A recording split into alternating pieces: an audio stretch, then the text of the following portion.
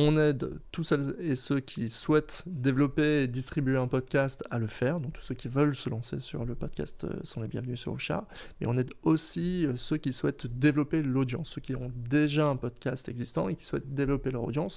Et donc chez Ocha, on a vraiment cette mission de vouloir aider tous ceux qui ont un podcast à trouver leur audience, avec tout un dispositif un peu marketing. Alors on rentre sur des choses qui sont pas très fun toujours, mais nous on essaie de les rendre les plus fun et amicales possibles.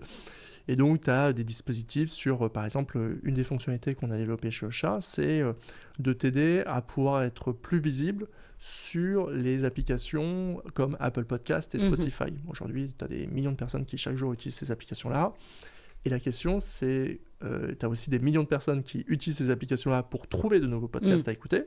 Et la question, c'est, est-ce que toi, tu remontes dans les résultats de recherche si jamais on tape même le nom de ton podcast, ou si on tape un mot-clé qui fait sens vis-à-vis de ton podcast, est-ce que tu remontes dessus? Et on a un peu craqué le code en faisant en sorte que tu puisses faire une recherche et avoir les résultats, et voir les résultats, les traquer dans le temps. Et de plus en plus, on essaie de comprendre les algorithmes d'Apple Podcast et Spotify pour te donner aussi des recommandations sur ce que tu peux faire en mieux pour justement améliorer la visibilité de ton podcast.